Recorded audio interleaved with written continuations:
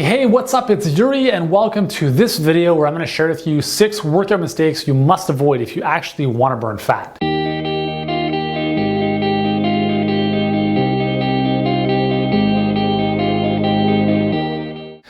So I'm bringing it all together here, guys. If you've seen my videos, you know what I'm all about. And if you haven't seen my videos, well, you've been missing out. Okay, so the first big mistake you want to avoid is isolated movements. Perfect example is a bicep curl. Just the name bicep curl means you're curling or you're flexing your elbow to focus on your biceps. This is an isolated movement because the only muscle that it basically works is my bicep. That's it. So if you want to burn fat, the goal, the name of the game, is getting as much muscle involved as possible. And it's going to be very tough to do that just by doing bicep curls. You hear my elbow there? Pretty cool. So instead of doing isolated movements, how about, here's an example, okay? So again, this is not for bodybuilding.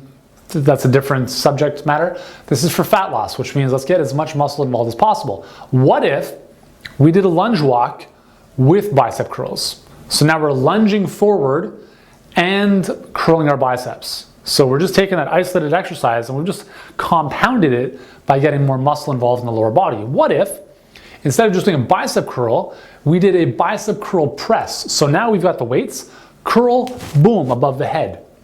Or you can add lower body action to that by stepping onto a step. So we've got a step up at the top, curl the biceps, boom, above the head. So think about how can you get more muscle involved in your activity, in your exercise. Train movements, not muscles. Number 2 is avoid the machines for the most part, unless it's like the cable machine where you can do a lot of cool stuff with. If you're gonna sit down on a machine that's built for a very specific body type, you're gonna have some issues. Okay, there's a couple things here. First and foremost, isolated movements, okay? Again, chest press, there's nothing wrong with doing a bench press, there's nothing wrong with chest pressing, but I'm not a huge fan of doing the machines because they're not, the range of motion is really awkward in some cases, especially if you have a long torso like I do. It's weird, it's just awkward, and the fluidity, the motion doesn't feel right, it's just off. You're better off doing a bench press or a dumbbell chest press where you're actually using more stability, or push-ups. The second reason I don't like machines is because they don't engage any muscles in your core.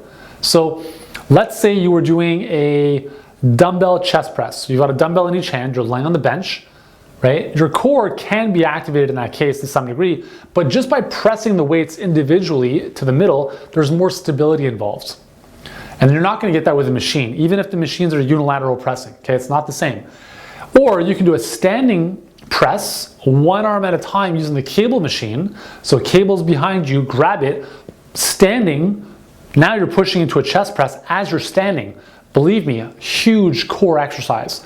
Glutes are tight, core's activated, now we're working the core. So think about how do you take these lame exercises on the machines, which by the way you only see at commercial gyms. Most underground gyms and CrossFit gyms or gyms that pretty much know how to train will never have that stuff because it's just ridiculous. So you're much better off, especially if you're a beginner, focusing on body weight, getting that stability and that natural range of motion going, learning how to move your body appropriately, the proper lifting mechanics, instead of using machines, okay?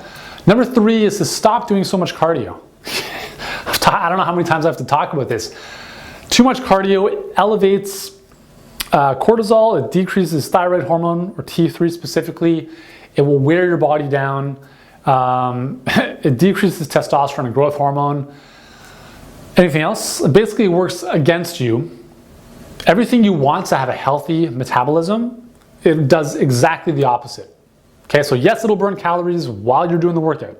No questions asked. But that's a very short-term investment. We're looking for long-term investments, which means let's keep our metabolism happy by preserving our muscle and keeping our hormones in balance, which doesn't happen if you are crushing the cardio. So do intervals instead, please, okay? Short bouts of high intensity, low intensity, 10 seconds fast, 20-second jog, 10 seconds fast, 20-second jog. Do that for 5 or 10 minutes and you're done, okay? You won't be able to go longer, I'm telling you, if you do it properly. Number 4 is doing the same workout over and over and over and over and over again is gonna lead to plateaus. it's going to lead to a lot of boredom, and it's going to train your muscles to respond to very specific movement patterns. So you want to change things up. Yeah, I mean, you want to see progress. You want to have some consistency with the type of workouts you're doing. You don't want to have a new one every single day, so you can actually see some progress from workout to workout. But I would suggest, again, I don't really follow a strict workout schedule anymore. I kind of train intuitively. I'm just like, here's how I feel like training today. And whether it's like, one of my favorite workouts is deadlifts and kettlebell presses. 2 exercises and that's it. So I can do that same workout, but I'm not going to do it every single time I go to the gym. Plus, even if I do decide to do it every single time, I'm going to find ways to add a bit more spice to it. So maybe I'll do a sumo grip or a sumo deadlift instead of a traditional deadlift. Maybe I'll do different weights, different repetition ranges to challenge different energy systems and different muscle fibers through the workout. So you want to change your workouts up. You don't want to be doing the same thing over and over again. It's going to lead to stale results, and you're going to get pretty bored in the process. Number 5 is to avoid doing long workouts. There's an inverse relationship between length and intensity, or duration and intensity. If you work out for a long period of time, guess what has to go down? Take a guess. Just take a guess. Intensity. And what have I said before? Intensity is the most important determinant of how much fat and calories you're going to burn in a workout and how effective that workout's going to be. Whether your goal is strength, intensity can take the form of a heavier weight. So I'm not just talking about burning calories and you're like, go, go, go. Intensity is lifting 100 pounds versus 5 pounds. The 100 pounds is a lot more intense, right? So if you're focusing on intense workouts, and by that I mean full body exercises, heavier weights, lower repetition, because you can't lift heavy weights for a lot of repetitions, right? That's intensity and duration, right? Inversely related. The same thing with your workouts. If you're doing this with the right type of workout, like the ones that I prescribe, you can't work out for an hour because the intensity is such that you can't maintain that. It's like sprinting. You can't sprint full out for 2 hours, not even 30 seconds, right? It's about a 10 to 15 second time window, and that's it. So increase the intensity of your workouts to decrease the time, and you'll get better results, save time in the gym, and you'll feel better about it. And number 6 is one of my favorites, is to stop doing sit-ups, please. We talked about isolated exercises like the bicep curl. So think about this as a sit-up, right? This is a sit-up. You're isolating your abdominals and only the rectus abdominis muscle group, which are those 8-pack muscles that, the 6-pack that people call it. It's actually an 8-pack. And that's the only, right? That's the only muscle group you're training when you're doing this ridiculous motion. And it does nothing other than strengthen those specific muscles and creates muscular imbalances and postural issues down the road. It does nothing metabolically, just like doing a bicep curl. A bicep curl is too small a movement to generate any type of metabolic heat, if you do a bicep curl, you're not really generating heat in your body, right? And that's a great sign to let you know that you're not really doing much other than training that one muscle.